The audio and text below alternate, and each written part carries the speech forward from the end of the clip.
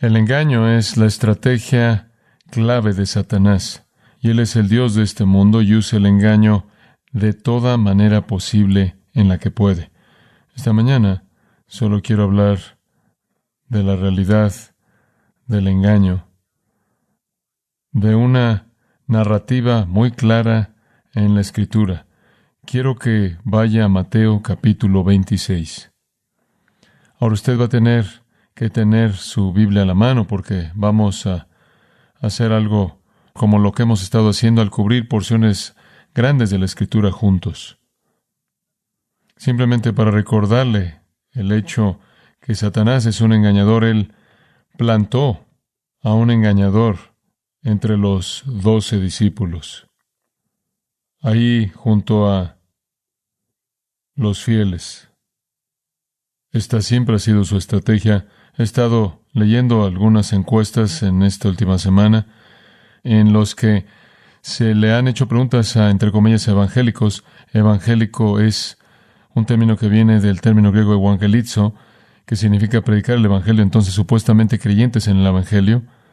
Y dicen que la mayoría de los que creen en el evangelio están de acuerdo en que Jesús fue creado por Dios Padre.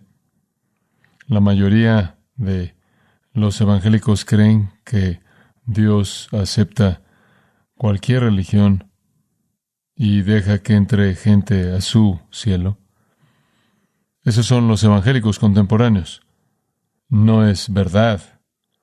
Un verdadero creyente en el evangelio no cree que Jesús fue un ser creado. Una encuesta dice que una tercera parte de los evangélicos no cree que Jesús es Dios. Ningún cristiano verdadero diría eso. Los herejes dicen eso.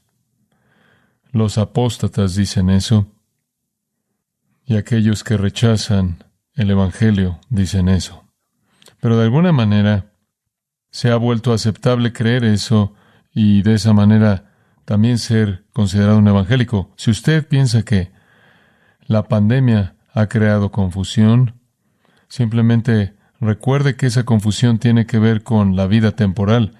La confusión a nivel espiritual es mucho peor porque tiene que ver con la vida eterna. Entonces quiero contarle una historia que nuestro Señor proveyó mediante Mateo y algunos de los otros escritores de los evangelios. Pero quiero regresar a la historia un poco y contarle de dos predicadores. A mitades del siglo XX, aquí en Estados Unidos, hubieron dos evangelistas jóvenes muy dotados. Llegaron a la escena juntos. Ustedes conocen uno de ellos muy bien, Billy Graham. Su historia es conocida. El otro, probablemente no han oído de él. Su nombre fue Carlos Templeton. Junto con Billy Graham, Carlos Templeton y otro predicador llamado Tory Johnson, a quien conocí y por quien prediqué cuando era joven, fundaron lo que es conocido Jóvenes para Cristo, para alcanzar a los jóvenes con el evangelio. Siempre se dijo que Carlos Templeton fue el predicador más dotado. Él era inteligente, él era irresistible en su personalidad, era atractivo, era eficaz, era bien parecido. En 1946, la Asociación Nacional de Evangélicos le dio un premio raro llamado Mejor Usado por Dios. Qué cosa tan ridícula, como si ellos supieran. Y se lo dieron a Carlos Templeton. Él y Billy Graham predicaron juntos y eran llamados los gemelos de polvo de oro. Carlos Templeton sobresalía por encima de Billy Graham. Él era más elocuente, él era más brillante, él era un orador más pulido. Y los dos salieron en una gira de predicación a Europa. Fueron a Inglaterra, Escocia, Irlanda, Suecia, otros lugares. Tuvieron un programa semanal de televisión que cubría a la nación, CBS, NBC, a lo largo de los 1950s. Fueron plantadores de iglesias. Carlos Templeton se involucró en eso. Carlos Templeton se volvió un pastor. Él tuvo conferencias de jóvenes con miles de personas. Él fue al seminario de Princeton. Él predicó por todos los Estados Unidos de Norteamérica a multitudes de 20,000 personas. Él predicó durante una semana entera en la Universidad de Yale, Carlos Templeton. Él estaba en la cúspide de su ministerio en los 1950 cuando él anunció que él era un agnóstico, lo cual quiere decir que él no sabe en qué cree. Él rechazó a Cristo, él rechazó el Evangelio, él rechazó la Escritura. Él leyó, dice él en su biografía, a Thomas Paine. En 10 días, más allá de eso, leyó a Voltaire, Bertrand Russell, Robert Ingersoll, David Hume, Aldo Huxley, una lista de ateos. Él abandonó todo el cristianismo y toda la verdad bíblica. Se volvió un periodista en Canadá. En 1999, él escribió una memoria de su vida titulada Adiós a Dios. Y ahí él presentó una lista de razones por las que él rechazó el cristianismo y se volvió un ateo. Dejó todo el ministerio en ese punto en 1957, regresó a Canadá, entró a la oscuridad eterna y la apostasía, blasfemó a Cristo por los años que le quedaban y murió en incredulidad total.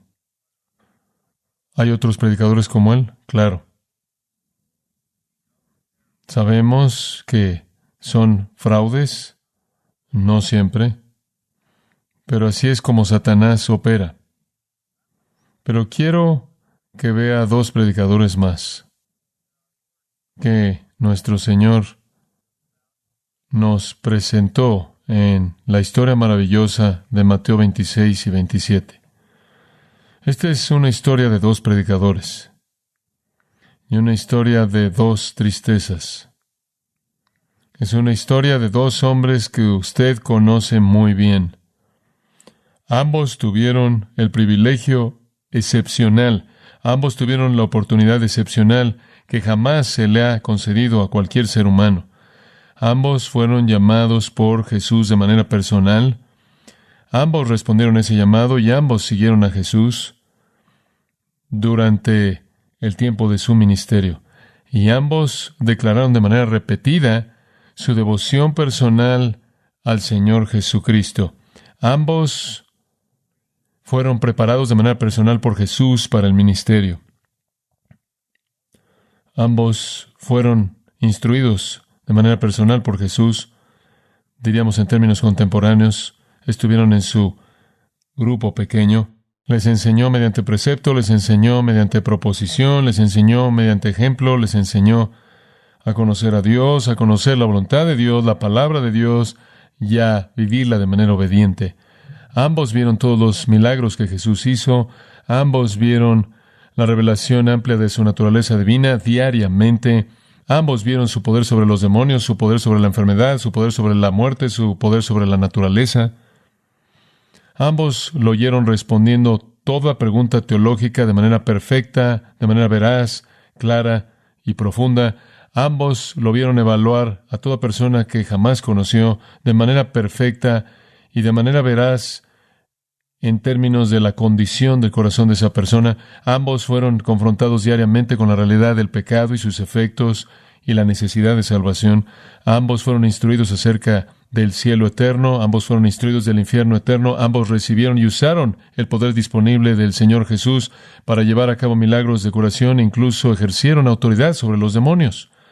Ambos predicaron a Jesús como Mesías y Salvador, Hijo del hombre, Hijo de Dios, y compartieron todo esto juntos.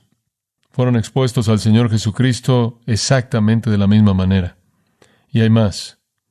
Ambos fueron pecadores y lo sabían bien. Ambos experimentaron una culpabilidad abrumadora con respecto a su pecado.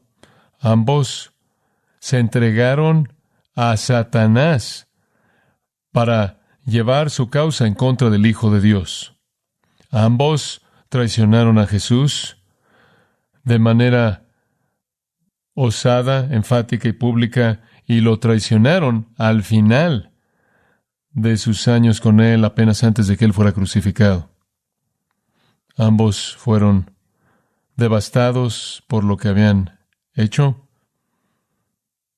Uno, a pesar de su traición impía del Salvador, es considerado tan honorable como un hombre, tan exaltado como persona, que millones de personas han recibido su nombre durante los siglos. Él es amado, él es considerado noble. Algunos de ustedes incluso tienen su nombre: Pedro, Barak, piedra. El otro es considerado tan deshonroso, tan menospreciable, que aunque su nombre significa alabanza, nadie tiene su nombre, y ninguno de ustedes lo tiene. Ninguno de ustedes llamaría a su hijo usando ese nombre. El nombre significa alabanza. Es el nombre más odiado y menospreciado en el mundo. Incluso ha sido ilegal en algunos países europeos darle a un hijo ese nombre. Su nombre es Judas. Aquellos de nosotros que conocemos a Cristo, todos lo vamos a conocer, porque ese traidor del Señor Jesucristo está en el cielo. El otro, aquellos que rechazan a Cristo, quizás lo conozcan si hay reuniones en el infierno, porque allí es donde Él está, junto con otros predicadores como Él. Uno de estos predicadores murió en suicidio, ahorcándose a sí mismo, eternamente alejado. El otro murió como santo, crucificado de cabeza, y fue llevado a la gloria. 2 hombres. 24/7 durante 3 años, el uno con el otro, con Jesús, y terminaron separados lo más lejos que alguien puede estar separado, tan lejos como está el cielo del infierno. Uno tiene su nombre siempre primero en toda lista de los 12. El otro tiene su nombre siempre al final en toda lista de los 12. Uno coronado en el cielo, el otro consignado al infierno. Sin embargo, ambos traicionaron a Jesús. Ambos lamentaron esa traición. Ambos lo sentían. Uno es honrado en el cielo, el otro es castigado en el infierno. ¡Qué contraste! No podían ser más parecidos, no podían haber terminado de manera más diferente. La salvación no puede ser por obras, porque esencialmente ambos hicieron lo mismo. No puede ser por conocimiento, porque ambos tuvieron la misma información. Se les enseñó la misma verdad. ¿Qué hizo la diferencia? ¿Qué hizo la diferencia? Ahora, este es un mensaje importante porque las iglesias están llenas de Pedros y de Judas. Y estoy convencido de que hay muchos Judas que no saben que son Judas. Personas que están sentadas uno al lado del otro, oyendo la misma verdad, teniendo la misma experiencia, viendo la misma expresión de gracia divina y poder en la vida de la gente, sirviendo, pero al final van a terminar lo más lejos que alguien podría estar. La historia de ambos de estos hombres está en Mateo 26. Veámosla. Versículo 1. Cuando hubo acabado Jesús todas estas palabras, por cierto, acerca del castigo eterno y de la vida eterna, como el versículo 46 lo indica, dijo a sus discípulos: ¿Sabéis que dentro de 2 días se celebra la Pascua y el Hijo del Hombre será entregado para ser crucificado? A ellos no les gustó oír eso, pero eso es lo que el Señor les ha estado diciendo de manera regular, desde que comenzaron a viajar hacia Jerusalén. De regreso en el capítulo 16, versículo 21, Desde ese entonces Jesús comenzó a mostrarle a sus discípulos que él debía ir a Jerusalén, sufrir muchas cosas por parte de los principales sacerdotes y los escribas, y ser matado y resucitar al tercer día. Constantemente les habló de su muerte venidera. En el versículo 3 descubrimos que fue planeado que los principales sacerdotes, los escribas, los ancianos del pueblo se reunieron en el patio del sumo sacerdote llamado Caifás y tuvieron consejo para prender con engaño a Jesús y matarle. Pero decían, no durante la fiesta, para que no se haga alboroto en el pueblo. Querían que estuviera muerto porque atacó su religión hipócrita falsa, pero no querían comenzar un alboroto porque era tan popular con el pueblo y estaban tratando de planear cómo hacer esto. En el versículo 6, y estando Jesús en Betania, en casa de Simón el leproso, vino a él una mujer con un vaso de alabastro de perfume de gran precio y lo derramó sobre la cabeza de él, estando sentado a la mesa. Al ver esto, los discípulos se enojaron, diciendo, ¿para qué este desperdicio? Porque esto podía haberse vendido a gran precio y haberse dado a los pobres. Y dice ahí que los discípulos dijeron, pero en Juan 12:4 dice que fue Judas. Fue Judas. ¿Y por qué estaba protestando? Juan nos dice porque él estaba a cargo de la bolsa de dinero. Él ya había decidido salirse. Él ya había desperdiciado 3 años y quería sacar tanto dinero como pudiera al salir. Aquí está realmente la primera revelación de su persona. Ninguno de sus discípulos sospechaba de Judas. Ninguno.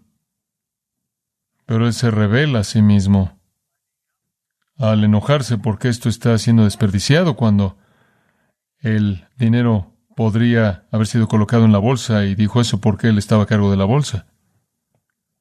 Versículo 12. Porque al derramar este perfume sobre mi cuerpo, lo ha hecho a fin de prepararme para la sepultura. Este es otro golpe aplastante para Judas. Judas quiere dinero, él quiere poder, él estaba aferrado a la esperanza mesiánica de Jesús hasta el final, él quería importancia, primordialmente estaba motivado por la avaricia o la codicia, y ahora él oye que Jesús va a morir, y Jesús va a ser sepultado, y todas sus esperanzas en 3 años de su vida, persiguiendo este sueño de prominencia y poder y dinero, están siendo despedazados. Toda esta plática de la muerte es más de lo que él puede tolerar. Entonces, en el versículo 14, uno de los 12, que se llamaba Judas Iscariote, Judas de la ciudad de Queriote, el único no galileo, fue a los principales sacerdotes y les dijo, ¿qué me queréis dar? Y yo os lo entregaré. Y ellos le asignaron 30 piezas de plata. Y desde entonces buscaba oportunidad para entregarle. Por cierto, según Éxodo 21:32, 30 piezas de plata era el precio de un esclavo. Esto es sorprendente. Decepción, podemos entenderlo. Traición es sorprendente, dado que había estado con el Señor durante 13 años, dado que él había estado expuesto a todo. Esta es la relación más perfecta, el ambiente más perfecto en el que un ser humano puede estar. Y la realidad sorprendente es cómo es posible que alguien que habiendo estado 3 años con Jesús le dé la espalda y lo traicione por dinero. Pero ese fue Judas. Ahora estamos en la semana de la Pasión y es jueves por la noche, versículo 17, y van a ir a comer la Pascua. Versículo 18, el Señor dice, id a la ciudad a cierto hombre y decidle, el maestro dice, mi tiempo está cerca, en tu casa celebraré la Pascua con mis discípulos. Y los discípulos hicieron como Jesús les mandó y prepararon la Pascua. Cuando llegó la noche, se sentó a la mesa con los 12 discípulos.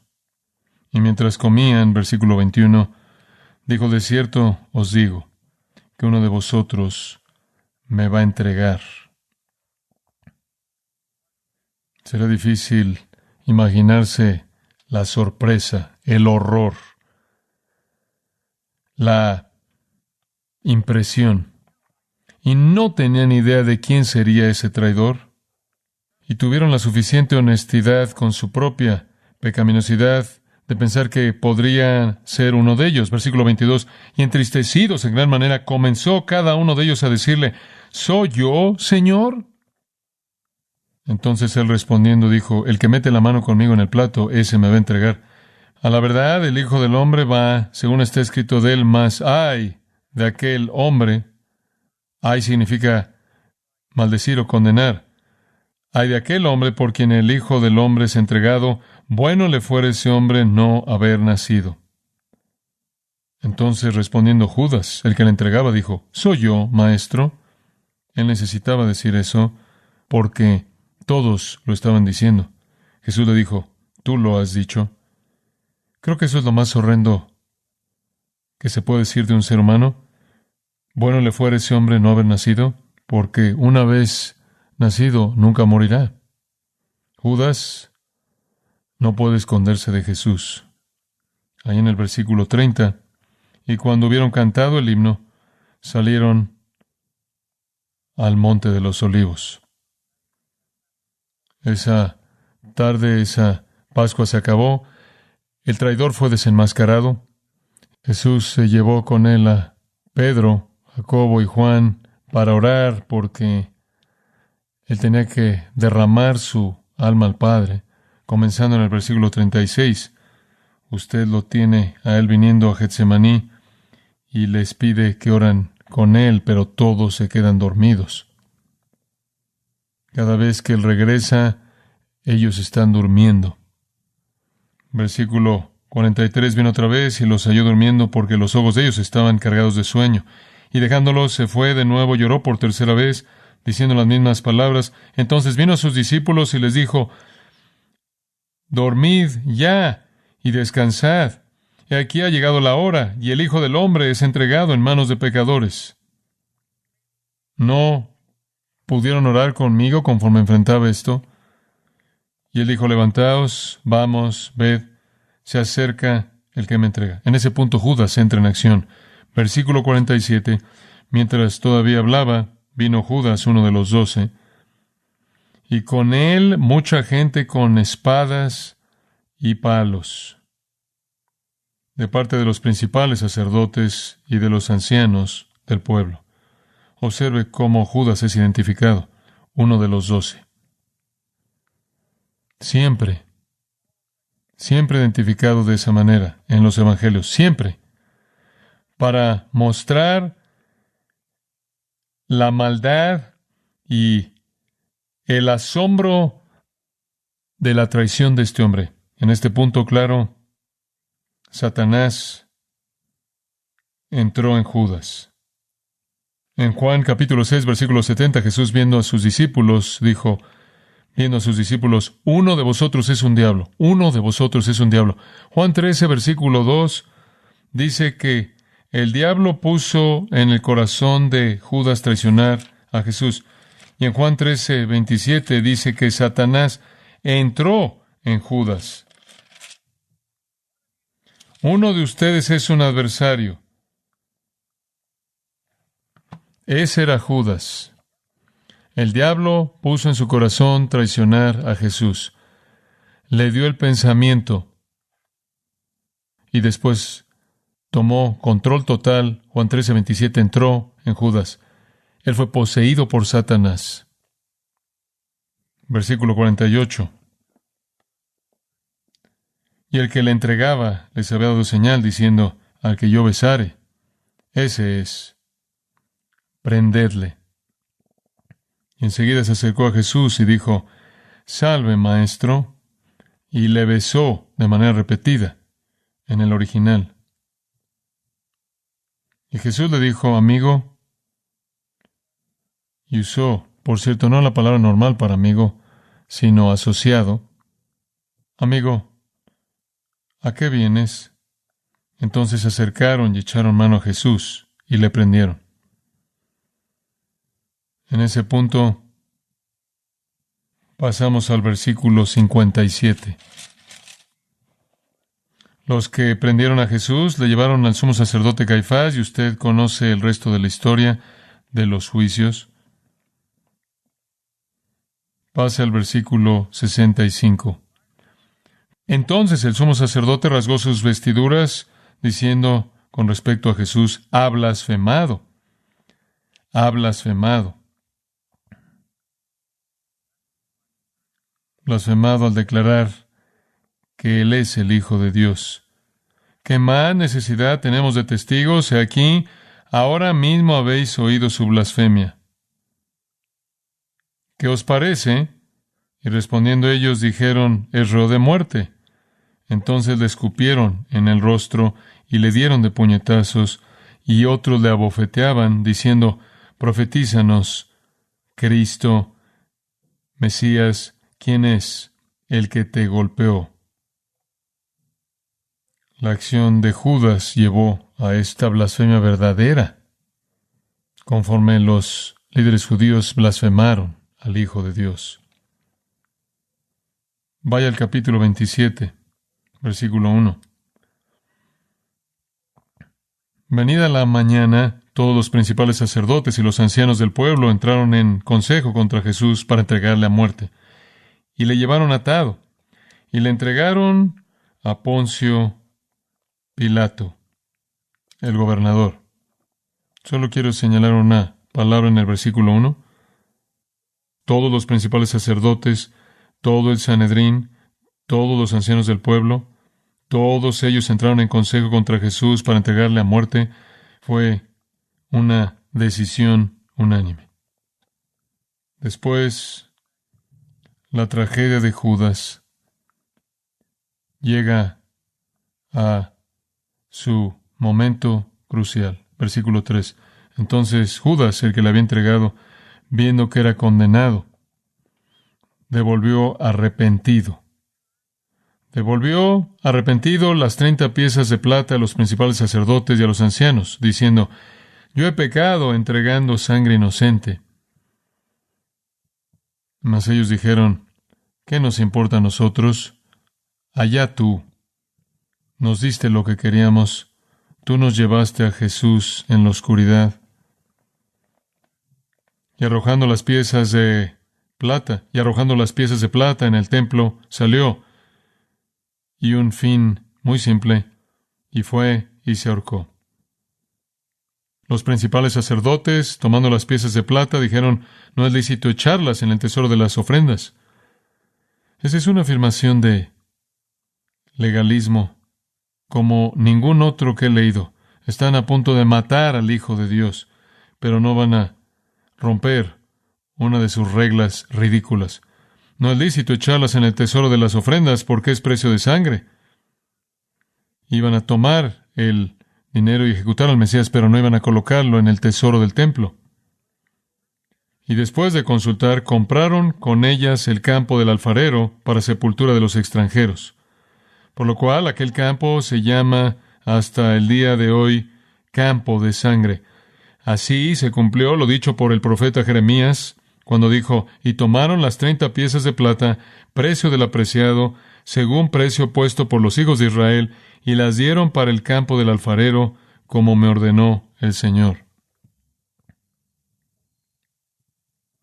Y por cierto, eso es de Zacarías capítulo 11, pero menciona a Jeremías porque es Jeremías quien en cierta manera fue la cabeza de la lista de los profetas.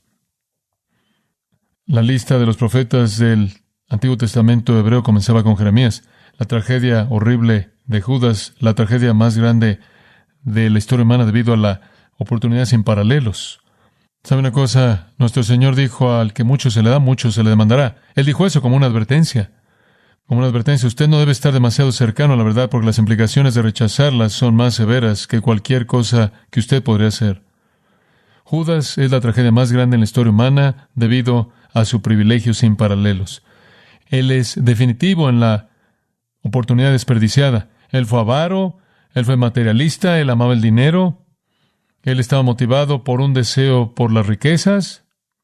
Tan fuerte fue su avaricia egoísta que literalmente podía, en medio de la verdad viviente, podía irse al infierno a propósito. Él se amaba a sí mismo demasiado. Él rechazó la verdad de manera demasiado fácil. Y él resintió a Jesús con demasiada fuerza. La demostración más poderosa de oportunidad desperdiciada en toda la historia. Ese es Judas.